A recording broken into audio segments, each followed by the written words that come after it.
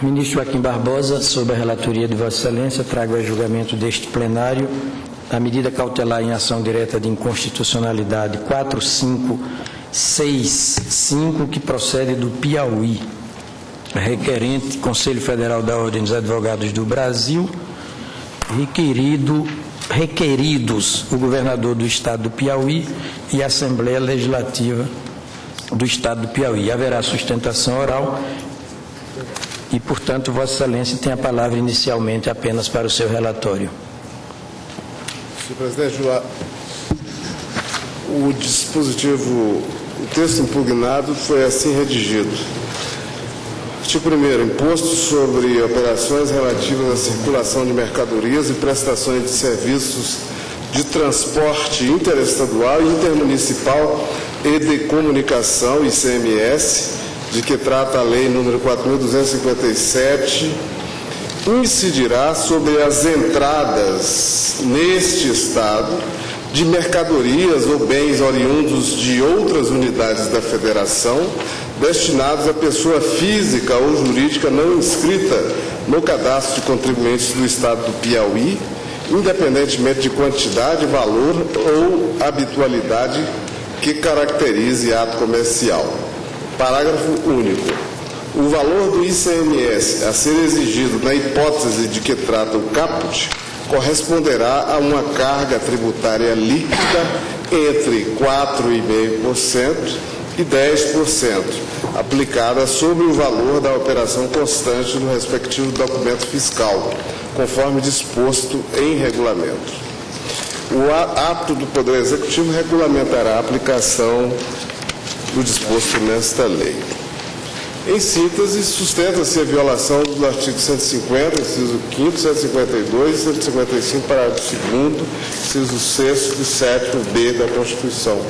Eu adotei os ritos do artigo 10 da Lei 9868, Assembleia Legislativa e o Governador do Estado do Piauí prestaram as informações. O Advogado-Geral da União concorda com a concessão da medida liminar. O Ministério Público Federal, em parecer palavra da doutora Débora Duprá, também opina pela concessão da medida liminar. E, por fim, o registro. É só isso, acho que não. Que há situação, há relatos de que outras unidades da Federação já instituíram a tributação diferenciada em função da origem do produto.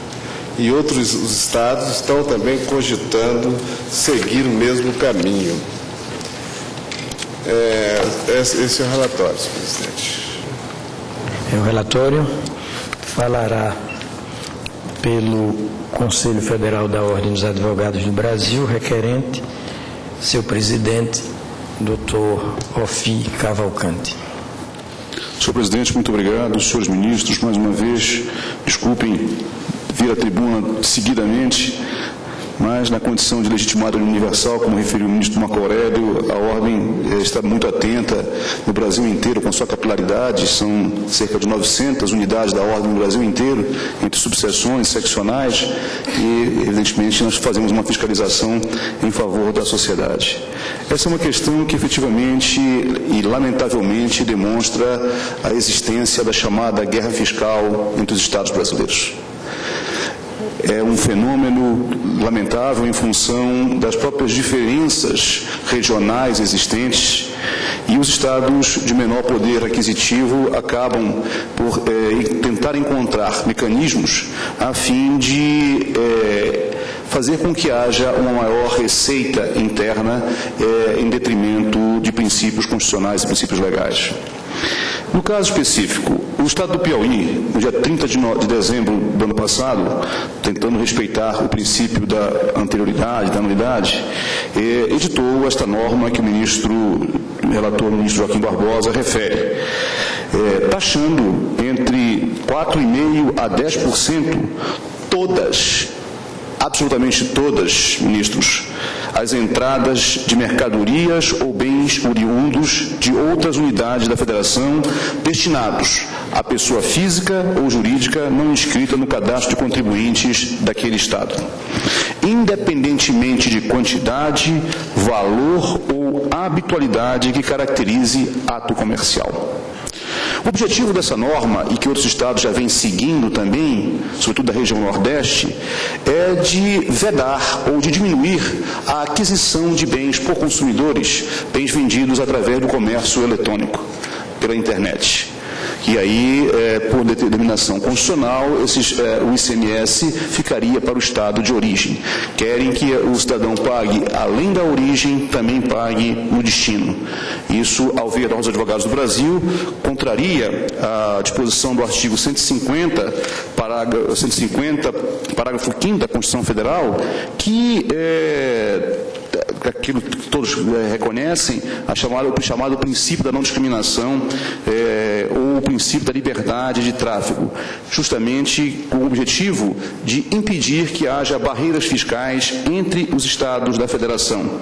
E ao determinar a incidência desse imposto sobre as entradas oriundas de outras unidades da federação, impedindo ou dificultando o ingresso no estado do Piauí de mercadorias e outros serviços, a lei piauiense, evidentemente, contraria o artigo 5º, ou, me perdoem, o artigo 150, inciso 5º da Constituição da República. E também, vou mais além, contraria de uma forma direta o artigo 152 do próprio norma constitucional, que diz que é vedado aos estados, ao Distrito Federal e aos municípios estabelecer diferença tributária entre bens e serviços de qualquer natureza em razão de sua procedência ou destino. Então, a conjugação das duas disposições demonstra a violação que está sendo perpetrada. E, evidentemente, e aqui já entra um pouco mais à frente, embora seja, como diz o ministro Celso de Mello, um juiz de derivação, a necessidade de se conceder com efeitos ex tunc a cautelar no caso específico. E por que isso? Porque a lei entrou em vigor, os 90 dias da sua carência, digamos assim, encerraram no dia 30 de março e o imposto já está sendo cobrado no estado do Piauí de todas as pessoas. Portanto, há evidentemente precisa ser corrigida. Além disso, há também aí um outro aspecto que parece fundamental destacar, ministros, que é a questão da bitributação. O consumidor vai ser impingido, né, de pagar novamente um tributo pelo qual já pagou na origem. Isso é deveras perigoso no Estado democrático brasileiro, na Federação Brasileira. Portanto, ao lado disso, ou para além disso, essa violação é do artigo 155, parágrafo 2º da Constituição Federal, que justamente veda esse tipo de diferença existente, sobretudo no que toca à questão das alíquotas. E relembro o que li logo no começo, as alíquotas fixadas são muito altas, entre 4,5% e 10%, o que determina ainda mais a inconstitucionalidade para a norma atacada. Ou seja, quando a operação, senhores ministros, interestadual destina bem a não contribuinte, a alíquota será aquela do estado onde se deu a operação, jamais aquela do estado federativo onde foi destinada a mercadoria. A bitributação, nesse caso, no entender dos advogados do Brasil, e nesses percentuais configura um verdadeiro confisco, sendo necessária a concessão da cautelar a fim de vedar essa violação à Constituição da República nas disposições que aqui mencionei. Portanto, em síntese, nós não podemos tratar o ICMS, e isso aqui não sou eu que digo, mas sim Geraldo Taliba, que sempre dizia que o fato gerador do tributo é a operação que causa a circulação e não a própria circulação. Essa é vedada pela Constituição Federal de ser taxada da forma como está sendo taxada pelo Estado do Piauí. Portanto, senhores ministros, a ordem reitera a existência do fumus boni iuris pelos argumentos trazidos e a necessidade da cautelar, como vem trazendo o ministro Joaquim Barbosa, em função dos efeitos já estarem sendo experimentados na prática pelo consumidor no Estado do Piauí. Muito obrigado, senhor ministro. Obrigado, Vossa Excelência. Ministro Joaquim Barbosa. Eu entendo, senhor presidente, que estão presentes os requisitos necessários à concessão da cautelar. Inicialmente, eu observo que o texto impugnado viola a reserva de resolução senatorial para a fixação das alíquotas interestaduais do ICMS ao determinar que a carga tributária líquida será equivalente a 4,5% e 10% do valor constante do documento fiscal que acompanha a mercadoria. Atualmente, a resolução do Senado Federal número 22 de 89 estabelece que a alíquota do ICMS será de 7%, incidente nas operações interestaduais originadas nas regiões Sul e Sudeste e destinadas às regiões Norte, Nordeste e Centro-Oeste, bem como ao Estado do Espírito Santo. Por outro lado, a Constituição somente permite a instituição e cobrança do tributo sobre operações de circulação de mercadorias, isto é, nas quais haja caracterização jurídica, mercantil, comercial. O tributo não pode ser cobrado para incidir sobre operações das quais resulte a isolada transferência de propriedade de bens móveis. Porém, a norma em exame determina às autoridades fiscais que expressamente ignorem tais elementos constitutivos do conceito de circulação de mercadorias, pois a carga tributária líquida que se pretende arrecadar é aplicada a, aspas, mercadorias ou bens oriundos de outras unidades da Federação, independentemente de quantidade, valor ou habitualidade que caracterize ato comercial. A rigor, o artigo 1º da Lei Estadual 6.041 de 2010 institui imposto incidente sobre o tráfego interestadual de bens, tributo não previsto na competência constitucional outorgada aos Estados-membros e ao Distrito Federal. Trago à Corte o último fundamento que me parece ser o mais relevante.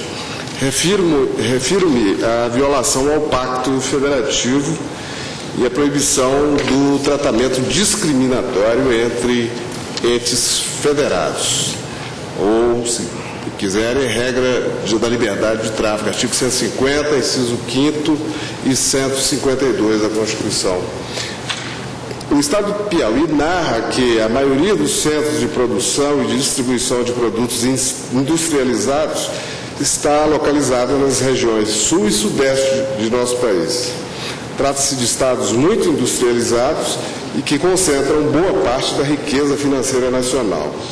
Em posição oposta, os estados localizados nas demais regiões aglutinam proporcionalmente mais consumidores do que agentes agregadores industriais ou comerciais de riqueza. Por considerar injusta a exclusão dos estados consumidores da partilha da competência para arrecadar o ICMS, em benefício escancarado de estados mais bem posicionados na escala de desenvolvimento econômico e social, o Estado requerido entendeu por bem ajustar a discrepância com a adoção desta norma. O vício econômico apontado pelo Estado requerido decorre da adoção do critério de origem para demarcar o aspecto ativo da competência tributária, considerados os tributos multifásicos que gravam a produção, o consumo ou as vendas. Contudo, o problema apontado não é exclusivamente local. De fato, a experiência norte-americana, por exemplo, registra inúmeras controvérsias, atualmente, relativas à guerra fiscal, que envolvem as operações abrangentes de mais de um membro da Federação. É o rápido avanço tecnológico, e o rápido avanço tecnológico tem agravado as distorções dos princípios da neutralidade do Pacto Federativo. Desde o célebre julgamento do caso Kill versus North Dakota, concernente às atualmente obsoletas vendas por catálogo postal, passando pela atual insurgência das grandes redes de varejistas contra o modelo adotado pela mundialmente conhecida empresa de vendas online, Amazon, os métodos de partilha da aptidão para instituir tributos vêm sendo colocados à prova. Nosso constituinte originário optou por um modelo híbrido de partilha.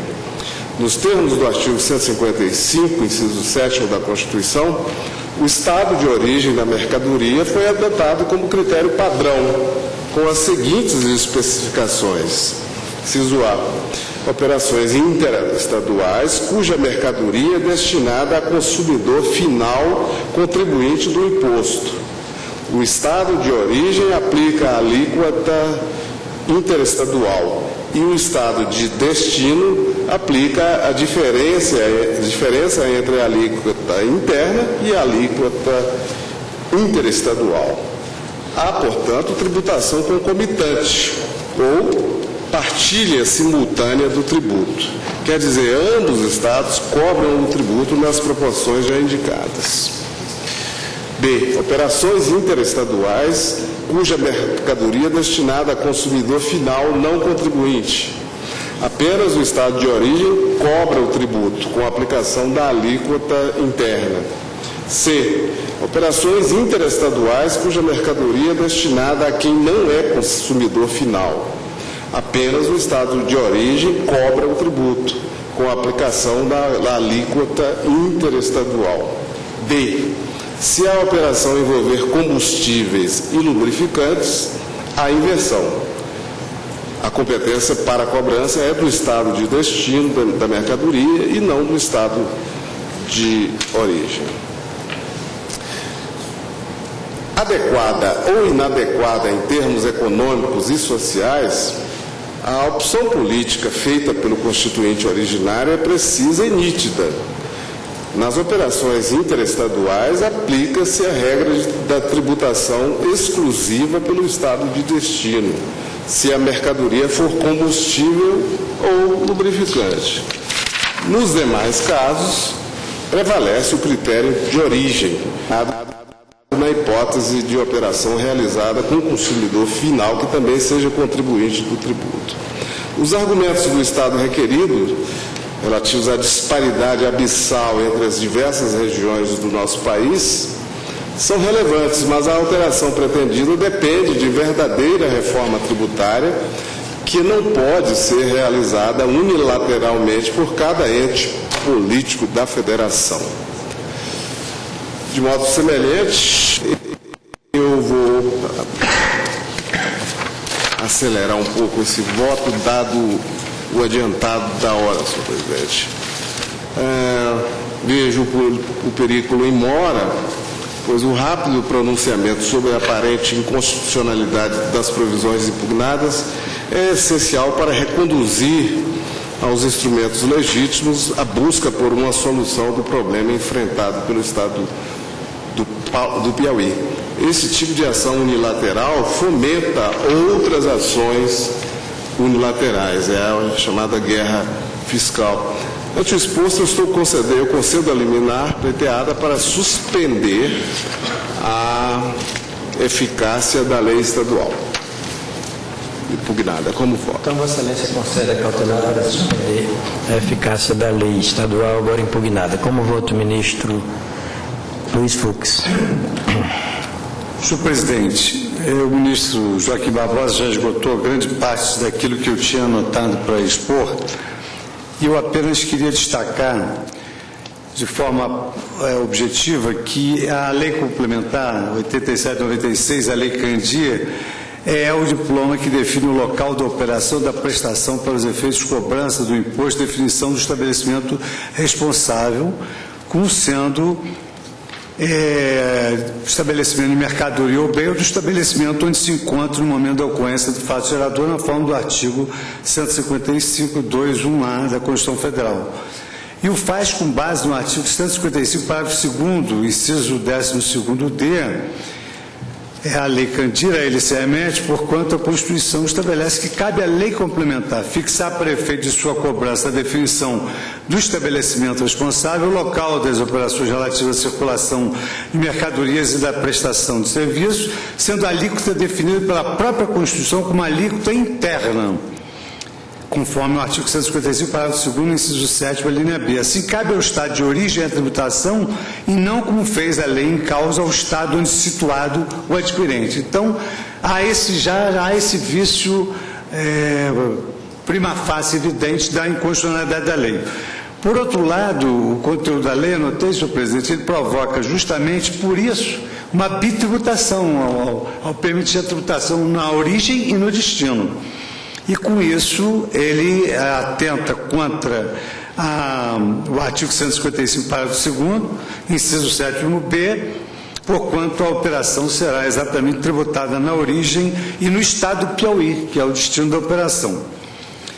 Não bastassem esses aspectos, nas operações interestaduais, quando o destinatário consumidor final não contribuinte habitual do ICMS, como destacou o ministro Joaquim Barbosa, a alíquota incidida deve ser interna, porque é assim que dispõe a Constituição Federal. E essa alíquota interna ela é fixada por resolução do Senado Federal. Então, a lei também descumpre a Constituição ao fixar uma alíquota que não cabe a ela. E aqui eu trago à colação a medida cautelar definida na ADIM 3936 da relatoria do ministro Gilmar Mendes, exatamente onde num dos seus tópicos constou: a Constituição é clara ao vedar aos Estados e ao Distrito Federal a fixação de alíquotas internas em patamares inferiores àquele instituído pelo Senado para a alíquota interestadual, violação ao artigo 152 da Constituição Federal de 88, que constitui o princípio da não diferenciação ou da uniformidade tributária que veda aos Estados, ao Distrito Federal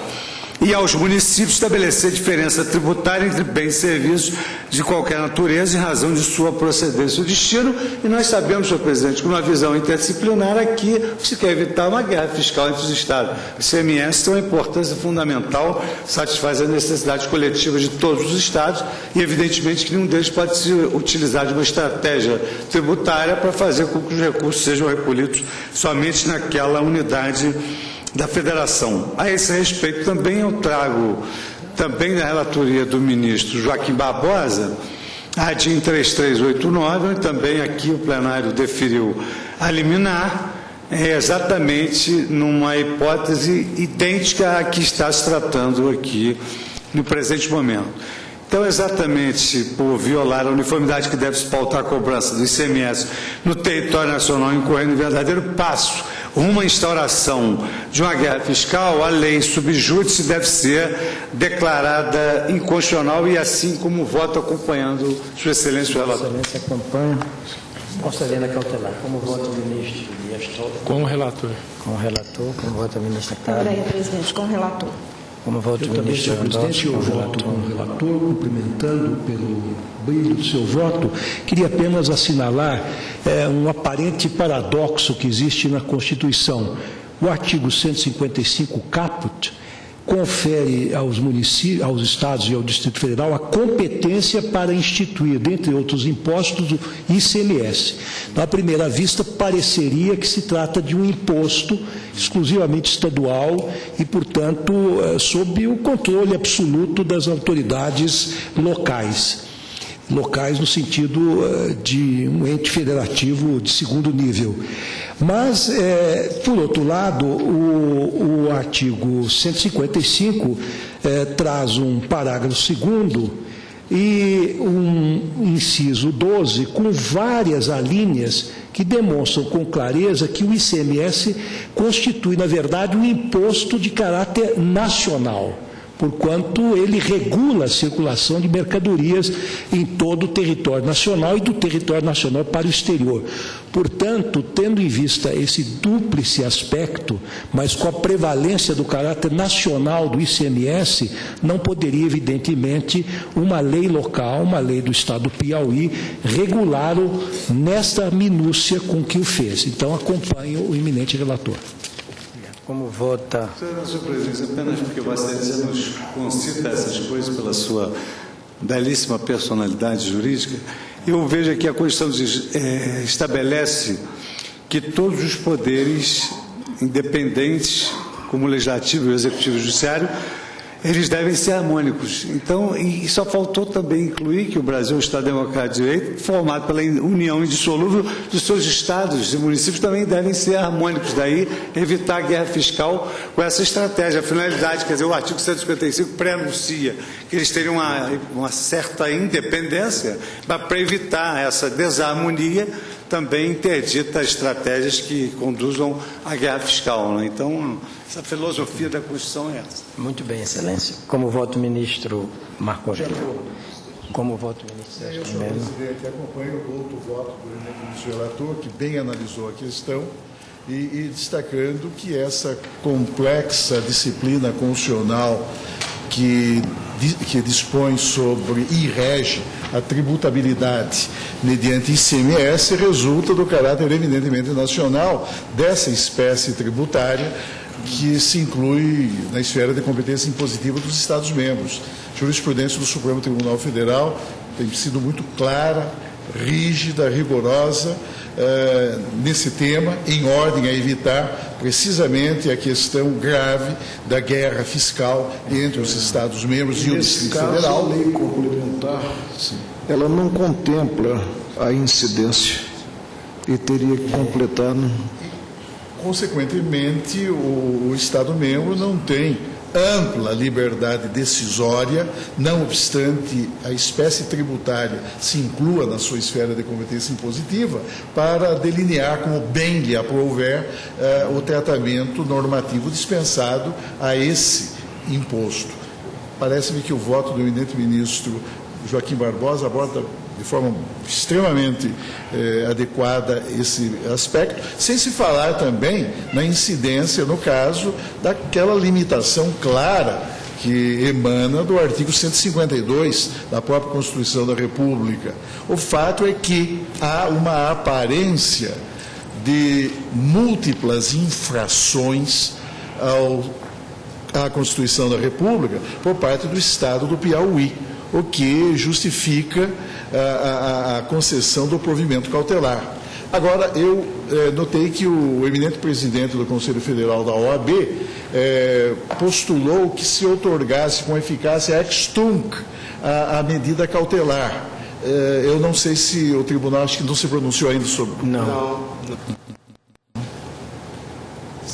Bom, mas eu acho que talvez devêssemos concluir o julgamento sobre se deferimos ou não a cautelar e, em seguida, examinar a questão da postulada outorga de eficácia ex tunc a essa medida. Mas eu acompanho integralmente o doutor voto.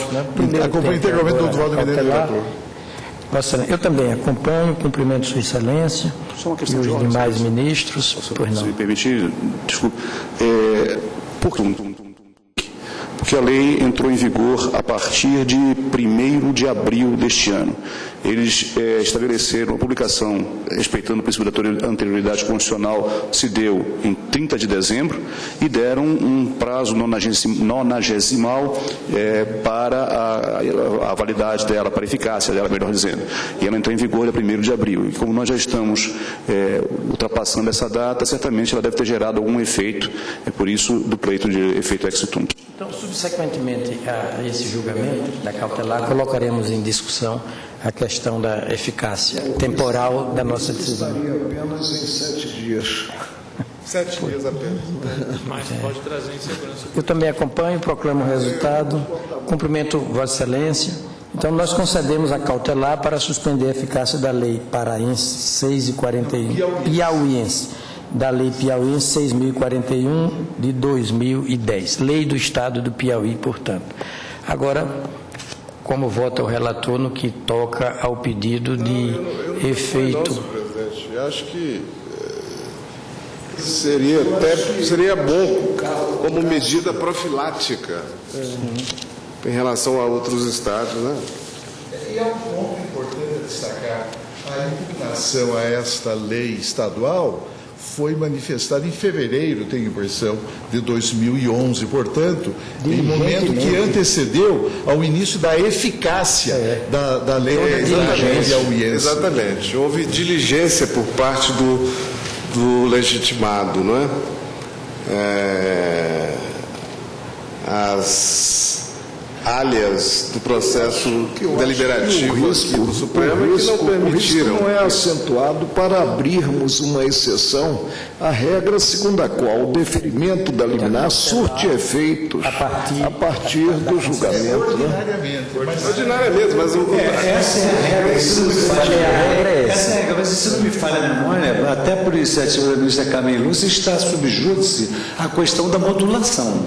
Sobre a constitucionalidade da modulação não está? Sim, mas isso ficou no artigo 27 da Lei da Ação Direta. Agora, no que se refere à eficácia da medida cautelar, essa é uma velha discussão que já surgiu sobre a égide da carta anterior, neste plenário, num caso de que foi relator, salvo engano de minha parte, o eminente ministro Célio Borja, quando se discutiu se seria possível ou não ao Supremo Tribunal Federal, em sede cautelar, conferir eficácia ex tunc, e o tribunal entendeu que sim. E desde então, e mesmo agora sob a égide da vigente lei fundamental, o Supremo Tribunal Federal tem sim dito que ordinariamente a eficácia da medida cautelar projeta-se ex nunc, daqui para frente, mas excepcionalmente presentes determinadas situações que autorizem esse entendimento, essa decisão, permite-se que a Corte outorgue eficácia ex tunc.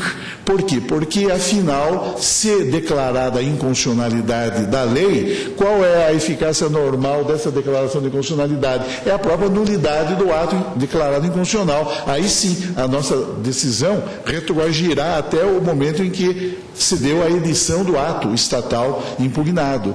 Agora, diz o eminente ministro Joaquim Barbosa, terá um caráter pedagógico essa medida, não importa que tenha decorrido apenas uma semana do início, não da vigência, mas da eficácia da lei tributária piauiense. O que é importante é advertir os Estados-membros que eles não têm amplo poder decisório em matéria de ICMS. Eles sofrem limitações e são limitações impostas pela própria autoridade da Constituição da República. Eu concordo. Eu concordo por essa razão. Eu confiro, sim, por essas três razões. Ex tunc, para trás, portanto, a nossa decisão cautelar. Por três motivos. Porque são poucos dias, isso não trará grandes transtornos administrativos e financeiros ao Estado, pelo seu caráter profilático e pedagógico, e por uma razão muito importante, é que a norma foi impugnada bem antes da eficácia. Seria um prêmio à diligência do requerente. Não, eu já votei assim nesse sentido aqui. Muito bem. Não é de fugir ao padrão normal, ou seja, conceder cautelar em casos em que normalmente eu não concederia, porque o interessado demonstrou, foi diligente, trouxe ao tribunal tempestivamente a questão. A nossa dificuldade de deliberar é que muitas vezes dificulta, especialmente nessa questão tributária, na questão da guerra fiscal. Eu me lembro de ter aguardado pauta para julgar uma cautelar da mesma natureza alguns meses. Muito bem. Como vota o ministro Fux? Como vota o ministro Dias Toffoli? Senhor presidente, eu vejo na espécie a excepcionalidade que a lei autoriza para dar os efeitos ex tunc à concessão da medida cautelar. Os fatos geradores ocorridos nesse curto período de eficácia ficariam numa situação de insegurança, tanto a autoridade fiscal do Estado, que ficaria naquela dúvida, devo lançar ou não devo lançar esse tributo, se sujeitando, evidentemente, aos sistemas de controle do Tribunal de Contas Estadual e do Ministério Público, na omissão de ter fiscalizado o cumprimento daquela lei, naquele curto período, mas se nós não darmos os efeitos retroativos ao cautelar, é uma lei que foi válida e eficaz nesse curto período. Como é que fica o gestor tributário do Estado do Piauí? Lança ou não lança esse tributo nas fatos geradores desses 7 dias? Se não lanço, vem o Tribunal de Contas e o Ministério Público me dizer que eu estou a prevaricar, a cometer improbidade. Se lanço, eu estou lançando um tributo em cima de uma lei por eficácia de 7 dias que o Supremo já suspendeu sua eficácia a partir da decisão desta sessão. Por outro lado, o contribuinte, pago ou não pago esse tributo? Situação de insegurança para os dois agentes, o agente público e o agente privado. A excepcionalidade, para mim, é acachapante. Eu concedo os efeitos ex tunc e parabenizo também, já me somando a outras manifestações, a atuação da Ordem de Advogados do Brasil. Como vota a ministra Carmen Lúcia? Acompanho o relator, excelência. Como vota o ministro Lewandowski? Apoio a proposta, acompanhando o relator. Ministro Marco Aurélio. Interessante. Em alguns julgamentos definitivos, o tribunal não reconhece nem que o diploma se mostrou desde o início írrito e modula a decisão para emprestar a ela como se a Constituição Federal tivesse ficado em stand-by até então a eficácia a partir do julgamento. E agora, numa decisão precária e efêmera, como é a decisão alusiva ao pedido de concessão de medida cauteladora, e considerado um risco para mim diminuto, referente a 7 dias, sem considerar a sinalização do Supremo e a postura a ser adotada pelo Estado do Piauí, virá a dar a essa medida precária e efêmera eficácia retroativa. Eu peço vênia, presidente, para entender que exceções só podem ser observadas em situações excepcionais. E a presente não é, por isso eu divirjo do relator, mantendo o que até aqui nós assentamos quanto às providências cautelares. Como vota o ministro Celso de Mello? Senhor presidente, como salientei, a jurisprudência desta Corte enfatiza o caráter ordinário da eficácia ex nunc dos provimentos cautelares deferidos em sede de fiscalização normativa abstrata. No entanto,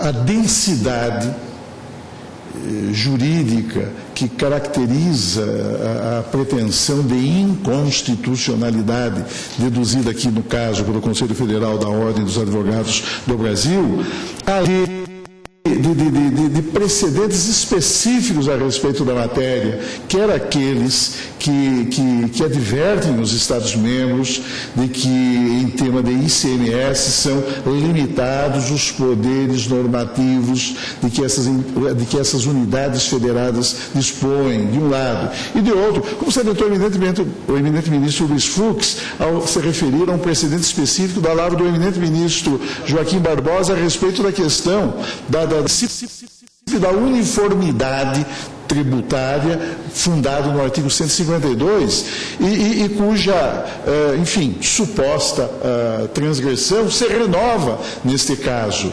A mim me parece que razões de segurança jurídica, e razões de segurança jurídica que são compartilhadas não só pelas empresas contribuintes, mas pelos próprios órgãos e agentes da administração tributária. O eminente ministro Toffoli lembrou o fato de que órgãos de fiscalização atuando no âmbito do Estado-membro, como o Ministério Público, de um lado, o Ministério Público Local ou o Tribunal de Contas Estadual, podem eventualmente entender que a recusa das autoridades fazendárias locais no lançamento do tributo, uma vez que o tributo, quer dizer, o lançamento deve ser feito mediante atividade plenamente vinculada, como diz claramente o Código Tributário Nacional. Então, eu acho que a concessão de eficácia ex tunc, portanto, eficácia retroativa a este provimento cautelar, poderá também, por razões até de conveniência, justificar essa excepcional outorga de efeitos à medida cautelar ora deferida. Por isso, senhor presidente, pedindo vênia ao eminente ministro Marco Aurélio, eu acompanho o eminente relator.